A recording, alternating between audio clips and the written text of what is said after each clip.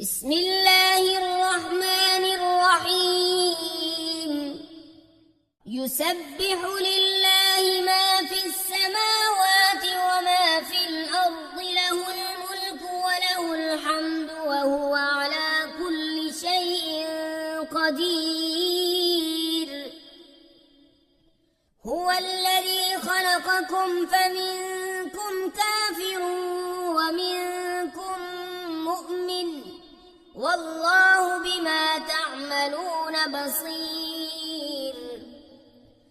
خلق السماوات والأرض بالحق وصوركم فأحسن صوركم وإليه المصير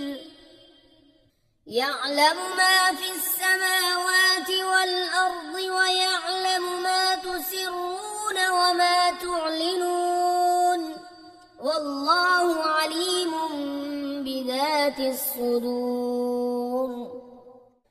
ألم يأتكم نبأ الذين كفروا من قبل فذاقوا وبال أمرهم ولهم عذاب أليم ذلك بأنه كانت تأتيهم رسلهم بالبينات فقالوا أبشر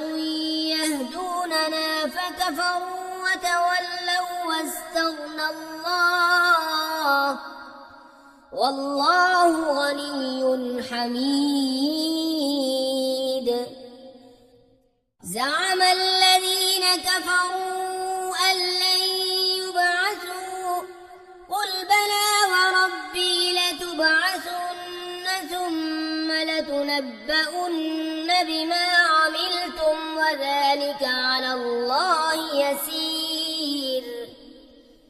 فآمنوا بالله ورسوله والنور الذي أنزلنا والله بما تعملون خبير يوم يجمعكم ليوم الجمع ذلك يوم التغابن ومن يؤمن بالله ويعمل صالحا يكفر عنه سيئاته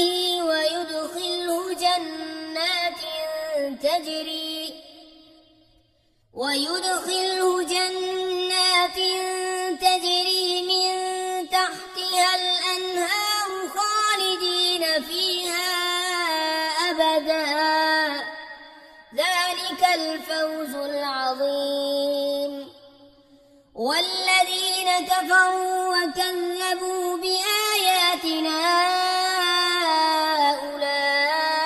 أولئك أصحاب النار خالدين فيها وبئس المصير ما أصاب من مصيبة إلا بإذن الله ومن يؤمن بالله يهد قلبه والله بكل شيء عليم